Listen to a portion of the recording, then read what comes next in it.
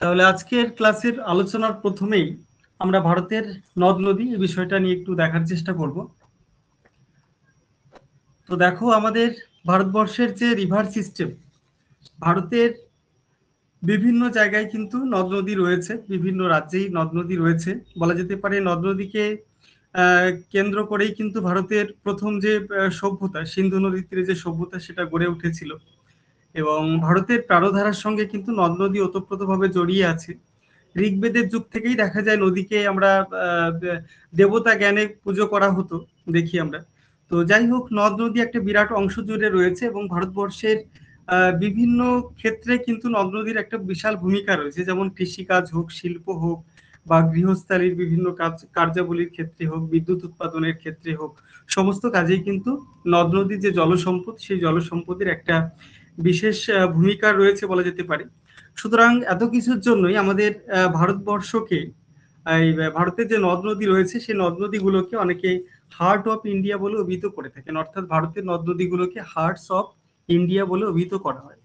তো যাই হোক, আমরা ক্লাসিফিকেশন অফ ইন্ডিয়ান রিভার্স, অর্থাৎ ভারতের যে নদ নদী তার একটা শ্রেণী বিভাগ করব। বাই জেনেসিস, উৎপত্তির দিক থেকে যদি আমরা দেখি, কনসিকুয়েন্ট, সাবসিকুয়েন্ট, অ্যান্টিসিজেন্ট, সুপার ইম্পোস্ট, এই 4 প্রকার রয়েছে। আরো বিভিন্ন প্রকার রয়েছে। প্রথমত এই প্রকারগুলো আমরা একটু দেখে নেওয়ার চেষ্টা করব। প্রথমত কনসিকুয়েন্ট যে স্ট্রিমটা রয়েছে, দেখো এখান থেকে এখানে প্রবাহিত হয়েছে, মূলত এদিক থেকে এদিকে প্রবাহিত হয়েছে। তো কনসিকুয়েন্ট যে স্ট্রিম, এটা আমরা জানি যে ভূমির যে প্রাথমিক ঢাল, ইনিশিয়াল যে স্লোপ, সেটা অনুসরণ করে এটা প্রবাহিত হয়। তো তার জন্য এটাকে আমরা প্রাথমিক নদী বা প্রাইমারি রিভারও বলে থাকি। এটা হচ্ছে কনসিকুয়েন্ট স্ট্রিম। এবং এর এক্সাম্পল হিসাবে ভারতের ক্ষেত্রে যদি কনসিকুয়েন্ট স্ট্রিমের এক্সাম্পল দেখি, তাহলে গঙ্গা, গোদাবরী, কৃষ্ণা, কাবেরী এবং পশ্চিমঘাট পর্বতের পশ্চিম দিকে প্রবাহিত কিছু নদী রয়েছে, সেগুলো কিন্তু এই কনসিকুয়েন্ট স্ট্রিমের একটা উদাহরণ বলা চলে। তারপরে যেটা রয়েছে সাবসিকুয়েন্ট স্ট্রিম। সাবসিকুয়েন্ট স্ট্রিম যেটা, এটা হচ্ছে তোমার পরবর্তী নদী। পরবর্তী নদীটা অনুগামী নদীর পরবর্তীতে প্রবাহিত হয়, তার জন্য নাম হয়েছে পরবর্তী নদী। এবং অনুগামী নদী যেখানে রয়েছে তার দুই পাশে ভূমির যে ঢাল, ভূমির যে ঢাল, সেই ঢাল অনুসারে কিন্তু আহ প্রবাহিত হয়ে মূলত অনুগামী নদীর সঙ্গে কিন্তু এরা মিলিত হচ্ছে। তো এইগুলি হচ্ছে পরবর্তী নদী। এই নদীগুলোর এক্সাম্পল হিসাবে আমরা দেখি ভারতের ক্ষেত্রে, ভারতের ক্ষেত্রে কিছু উপনদী রয়েছে, যেমন গঙ্গার উপনদী সোম, যমুনার উপনদী অসন, তারপরে চম্বল, কেন, বেতুয়া, এই সমস্ত নদীগুলো কিন্তু এই ধরনের সাবসিকুয়েন্ট স্ট্রিম বলা চলে। তারপরে যেটা রয়েছে,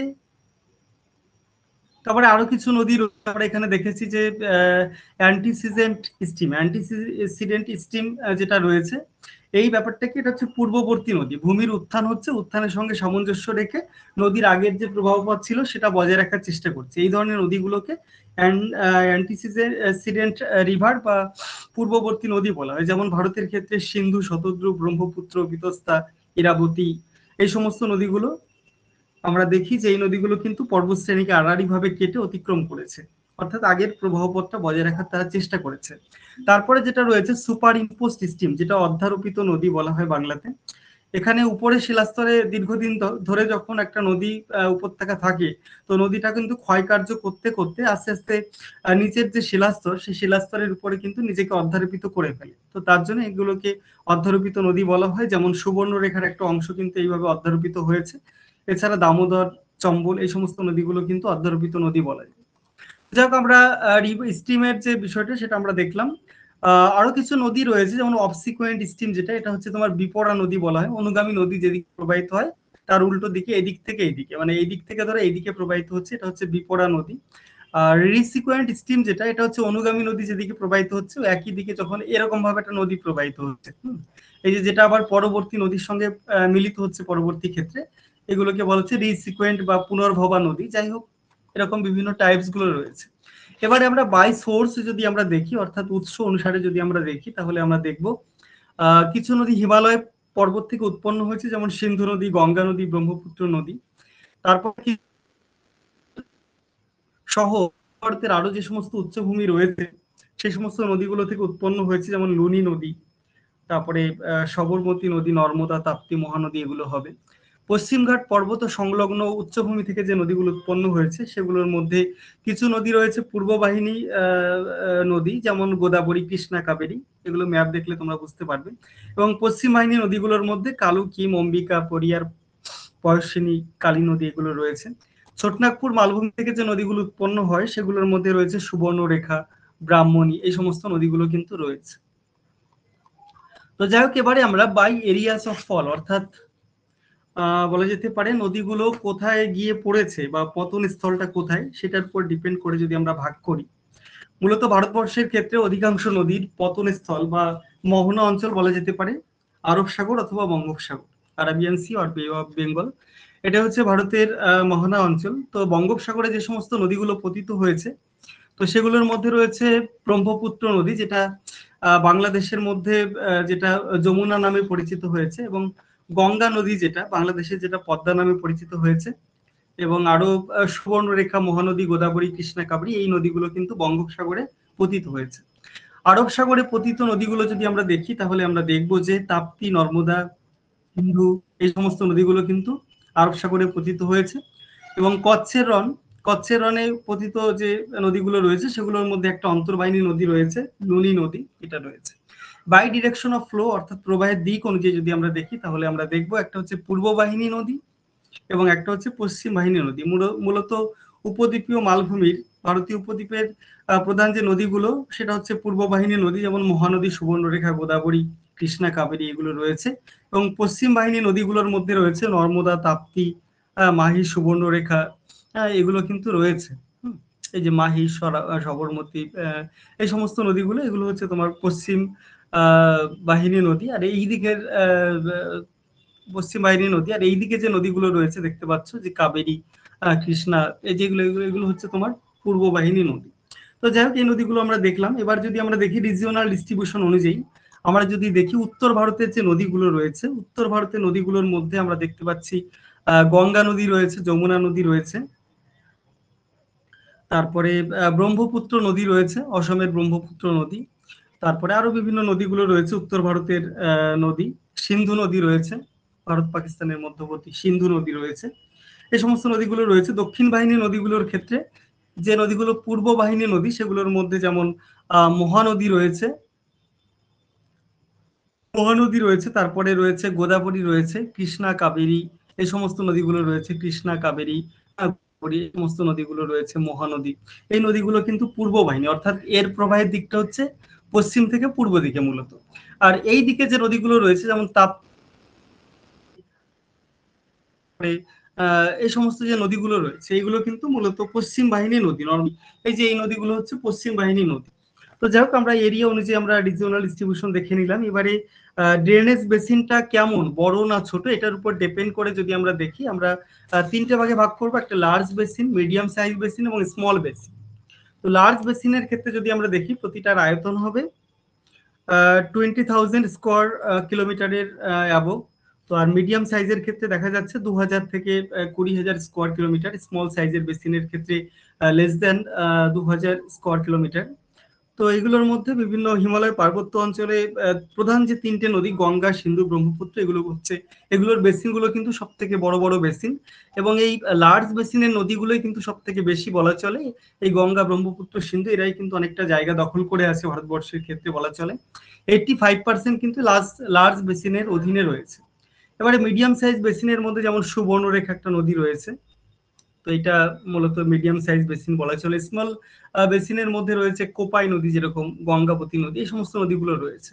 ভারতের বিভিন্ন যে নদীগুলো রয়েছে তাদের মধ্যে দৈর্ঘ্যের ভিত্তিতে আমরা যদি দেখি, প্রধান 10টা নদী এখানে লেখা রয়েছে। দেখো, গঙ্গা হচ্ছে সব থেকে উপরে রয়েছে, দীর্ঘতম নদী ভারতবর্ষের, তারপরে রয়েছে গোদাবরী, কৃষ্ণা, যমুনা, নর্মদা, সিন্ধু, ব্রহ্মপুত্র, মহানদী, এগুলো রয়েছে। যেমন সিন্ধু নদীটা মোট দৈর্ঘ্য কিন্তু 2,900, কিন্তু এখানে শুধুমাত্র ভারতে কতটুকু রয়েছে সেটাই লেখা রয়েছে, 1,050 কিলোমিটার, শুধুমাত্র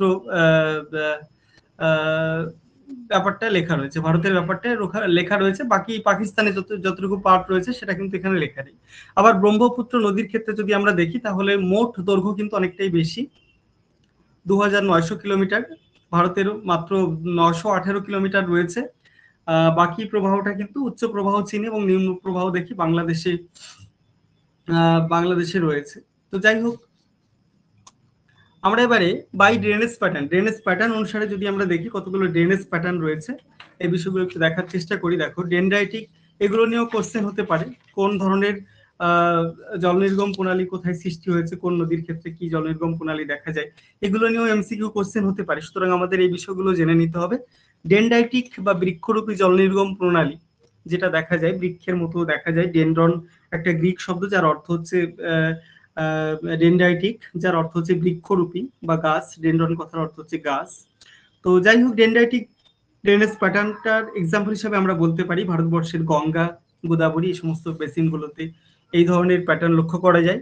তারপরে যেটা দেখতে পাচ্ছি রেক্টেঙ্গুলার প্যাটার্ন। রেক্টেঙ্গুলার প্যাটার্ন মূলত ভারতবর্ষের কোশি, বেতায়া, সোন এই সমস্ত নদীগুলোর ক্ষেত্রে দেখা যায়। তারপরে যেটা রয়েছে পিনেট, পিনেট সদৃশ জল নির্গম প্রণালী বা পিনেট শব্দের অর্থ হচ্ছে কম্পাউন্ড ক্লিপ বা যৌগিক পাতা, যেরকম তেঁতুলের পাতা যে টাইপের হয় আর কি, ওই টাইপের দেখতে হয়। যেমন নর্মদা নদীর উপত্যকা অঞ্চল এই ধরনের পিনেট সদৃশ নদী বলা যেতে পারে।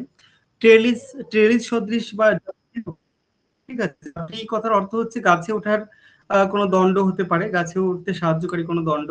একনত ভাঁজযুক্ত গঠনে এই ধরনের মূলত প্যাটার্নটা লক্ষ্য করা যায়। ভারতবর্ষের ক্ষেত্রে কিছু কিছু নদী, যেমন ছোটনাগপুর মালভূমির ভঙ্গিল এলাকায় যে কৃষ্ণা নদীর যে অববাহিকাটা রয়েছে, সেটা কিন্তু এই ধরনের জাফরিরূপী বলা চলে। তারপরে যেটা রয়েছে রেডিয়াল, রেডিয়াল কথার অর্থই বুঝতে পারছো, কেন্দ্রবিন্দু। একটা কেন্দ্র, ধরো কোনো উচ্চভূমি রয়েছে, সেখান থেকে চারিদিকে নদ নদীগুলো ছড়িয়ে গেছে, এরকমটা হলে তাকে আমরা রেডিয়াল বলতে পারি। রেডিয়াল কথার অর্থ হচ্ছে arrange like rays or radii or having spokes of a wheel or rotating lines. বলা যেতে পারে যে কোনো শঙ্কু বা গম্বুজ আকৃতির পাহাড় চূড়া থেকে উৎপন্ন যে নদীগুলো চক্রাকারে বা স্পোক, সাইকেলের স্পোক যেমন চারিদিকে ছড়িয়ে যায়, সেরকম টাইপের হয়। অমরকণ্টক অঞ্চলে সোন, মহানদী, নর্মদা এই টাইপের হবে। এবার যেটা রয়েছে প্যারালাল টাইপের যে জল নির্গম প্রণালী, তোমরা দেখতে পাচ্ছ প্যারালাল টাইপের যে জল নির্গম প্রণালী এরকম সমান্তরালে প্রবাহিত হয়েছে। যেমন মধ্য ভারতের নর্মদা, তাপ্তি নদী, ভারতবর্ষের কিছু নদী রয়েছে, অম্বিকা নদী, এই সমস্ত নদীগুলো এরকম টাইপের রয়েছে। তারপরে রয়েছে যেটা অ্যাঙ্গুলার, অ্যাঙ্গুলার বা তোমার অঙ্গুরিয়াকার, অ্যারুলার, অ্যারুলার হবে বিষয়টা, অ্যানুলার অঙ্গুরিয়াকার যে জল নির্গম প্রণালী। এখানে আমরা দেখি যে তামিলনাড়ুর কিছু জায়গাতে, কেরলার কিছু জায়গাতে এরকম কিছু নদী রয়েছে। যাই হোক, তারপরে বারবেট, বারবেট যেটা কোনো মিল থাকবে না, একটা অসংগত জল নির্গম প্রণালী, এরকম বিষয়গুলো রয়েছে। কোশি নদীর একটা উপনদী রয়েছে অরুণ, নেপালে রয়েছে, যেটা এটা এই টাইপের আর কি। আর জটাজাল রূপী একটা নদী, যেরকম আমরা সুন্দরবন অঞ্চলে দেখতে পাওয়া যায়, অ্যানাস্টোমোসিং বা জটাজাল রূপী একটা প্যাটার্ন লক্ষ্য করা যায়। যাই হোক, আমরা বিভিন্ন ধরনের ড্রেনেজ প্যাটার্ন অনুসারে আমরা দেখলাম। এবারে ভারতের যে নদী ব্যবস্থা, তো সেগুলোর মধ্যে আমরা দেখে নেব। প্রথমে আমরা নর্থ ইন্ডিয়ান যে রিভার, উত্তর ভারতের যে নদীগুলো রয়েছে, উত্তর ভারতের নদীগুলো আমরা দেখার চেষ্টা করব। উত্তর ভারতের প্রধান নদী হচ্ছে গঙ্গা, এছাড়া সিন্ধু, ব্রহ্মপুত্র রয়েছে, তাদের উপনদী, শাখা নদী সব মিলে রয়েছে। প্রথমে আমরা গঙ্গাতে চলে যাব। গঙ্গার যে প্রবাহ পথ, সেই প্রবাহ পথে চলে যাব। তো গঙ্গার উচ্চগতি, মধ্যগতি, নিম্নগতি তিনটেই দেখা যায়। তার জন্য গঙ্গা হচ্ছে একটা আইডিয়াল রিভার বা আদর্শ নদী বলা যেতে পারে। উচ্চগতি হচ্ছে উৎসস্থলে গঙ্গাটা ভাগীরথী নামে পরিচিত হয়েছে। তো যাই হোক, গোমুখ গুহা থেকে এটা আপার কোর্স শুরু হয়েছে গঙ্গা নদীর আর কি। উৎপত্তি স্থল থেকে হরিদ্বার পর্যন্ত কিন্তু গঙ্গার একটা উচ্চগতি বলা চলে।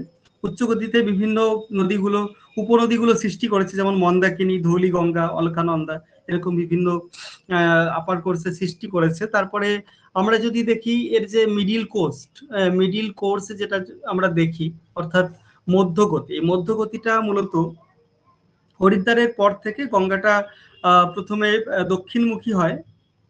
হরিদ্বারের পর থেকে যদি আমরা দেখি, তাহলে দেখবো যে এখান থেকে নদীটা প্রথমে দক্ষিণমুখী হচ্ছে, দক্ষিণমুখী হওয়ার পরে পরে পূর্বমুখী হয়েছে, পূর্বমুখী হয়ে মূলত উত্তরপ্রদেশ, বিহার রাজ্যের মধ্য দিয়ে প্রবাহিত হয়েছে। তো যাই হোক, এটা হচ্ছে পরবর্তী ক্ষেত্রে পশ্চিমবঙ্গে প্রবেশ করেছে। হরিদ্বার থেকে যে রাজমহল যে জায়গাটা রয়েছে, রাজমহল পর্যন্ত বলা চলে, হরিদ্বার থেকে রাজমহল পর্যন্ত নদীর যে গতি, সেটাকে আমরা মধ্যগতি বলে থাকি। মধ্যগতিতে কিছু সৃষ্টি হয়েছে, যেমন যমুনা নদী, সোন নদী, এগুলো সৃষ্টি হয়েছে।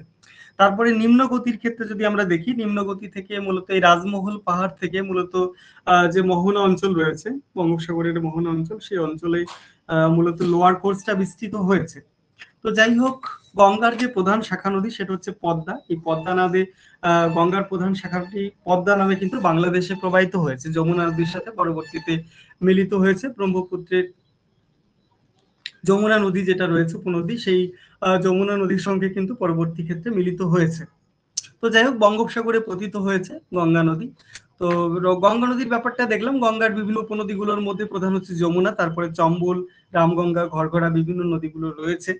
যাক, বিষয়গুলো তোমরা দেখে নেবে। তো গঙ্গা নিয়ে আর কি বলবো, গঙ্গা নদীর প্রবাহ পথ নিয়ে আর কি বলা হচ্ছে, যাই হোক বিষয়গুলো তোমরা দেখে নেবে। গঙ্গার যে প্রধান শাখাটা সেটা হচ্ছে পদ্মা নামে বাংলাদেশে চলে গেছে, আর পরবর্তী যে শাখাটা রয়েছে পশ্চিমবঙ্গে ভাগীরথী হুগলি নামে যেটা পরিচিত হয়েছে পরবর্তী ক্ষেত্রে। তো এই বিষয়গুলো দেখে নেবে তোমরা নদীগুলো। এবারে আমরা সিন্ধু নদীতে চলে যাচ্ছি। উত্তর ভারতের আরো একটা প্রধান নদী বলা চলে সিন্ধু নদী। তো সিন্ধু হচ্ছে পাকিস্তানের দীর্ঘতম নদী, জাতীয় নদী। ভারতের যেরকম জাতীয় নদী হচ্ছে গঙ্গা, তো সেরকম পাকিস্তানের জাতীয় নদী হচ্ছে সিন্ধু। ভারতের একটা পূর্ববর্তী নদী বা অ্যান্টিসিডেন্ট রিভার বলা চলে সিন্ধু নদী। এর ইতিহাস কিন্তু বহু প্রাচীন বলা চলে। তো যাই হোক, সিন্ধু নদীর জন্ম হয়েছে তিব্বতে মানস সরোবর থেকে। আর কি বলবো, পাকিস্তানের দীর্ঘতম নদী। সিন্ধুর 5টা উপনদী রয়েছে। কি কি? শতদ্রু, বিতাস্তা, বিপাশা, ইরাবতী, চন্দ্রভাগা, এই 5টা উপনদী রয়েছে। পাকিস্তানের সিন্ধু সাথে মিলিত হয়েছে 5টা নদী উপনদী। কিন্তু ভারতের সিন্ধুর কয়েকটা উপনদী রয়েছে, যেমন ধরো গিলগিট, সায়ক, জাস্কার, এগুলো রয়েছে।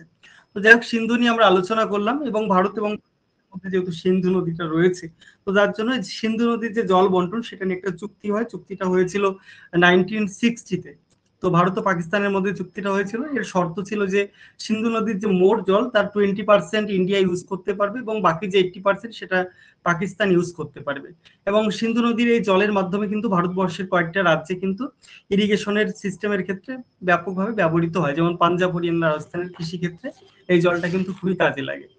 এবারে আমরা ব্রহ্মপুত্র নদীতে চলে যাচ্ছি। ব্রহ্মপুত্র অসমের একটা ব্রহ্মপুত্র গুরুত্বপূর্ণ নদী। ব্রহ্মপুত্র নাম শুনে বুঝতে পারছো, নাম ব্রহ্মপুত্র কথার অর্থ হচ্ছে ব্রহ্মার পুত্র। তো দেবদেবতার সঙ্গেও নদীর একটা তুলনা করা হয়। ব্রহ্মপুত্রটাকে নদ বলবো আমরা, নদী বলবো না। কারণ এই যে নামটা, এটা নামটা কিন্তু একটা পুরুষবাচক একটা শব্দ। তো তার জন্য এটাকে আমরা নদ বলবো, নদী বলবো না কখনোই। ভারতের আহ জলপ্রবাহের পরিমাণ যদি আমরা দেখি, জল ধারণ ক্ষমতা, ক্যাপাসিটি অনুযায়ী, সেটা হচ্ছে ব্রহ্মপুত্র হচ্ছে ভারতবর্ষের বৃহত্তম নদী। সৃষ্টি ও ব্রহ্মপুত্র নদীর মধ্যে কিন্তু ভারতবর্ষের যে বৃহত্তম নদী দ্বীপ মাজুলি, সেই মাজুলি কিন্তু এখানে সৃষ্টি হয়েছে। এবং তিব্বতে এই যে নদীটা, ব্রহ্মপুত্র নদীটা, একটা সাংপো নামে কিন্তু তিব্বতে পরিচিত, যার অর্থ হচ্ছে দ্য পিউরিফায়ার। তো ব্রহ্মপুত্র নদীর প্রবাহ পথ ব্যাপারটা তোমরা দেখে নেবে, কি কি উপনদী, শাখা নদী সৃষ্টি করেছে ব্যাপারটা দেখে নেবে। নর্থ বেঙ্গল, সাউথ বেঙ্গলের, সাউথ ইন্ডিয়ান যে রিভার গুলো রয়েছে, দক্ষিণ ভারতে যে নদ নদীগুলো রয়েছে, এগুলো যদি আমরা দেখি, কিছু নদী রয়েছে পূর্ব বাহিনী নদী, কিছু নদী রয়েছে পশ্চিম বাহিনী নদী।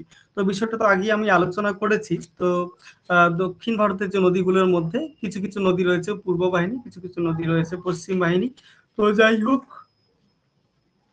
পূর্ব বাহিনী নদীগুলোর মধ্যে যেগুলো রয়েছে, পূর্ব বাহিনী যে নদীগুলো রয়েছে সেগুলোর মধ্যে রয়েছে মহানদী। মহানদী আমরা দেখতে পাচ্ছি। মহানদী ছাড়াও গোদাবরী নদী রয়েছে, পূর্ব ভারতের গোদাবরী নদী।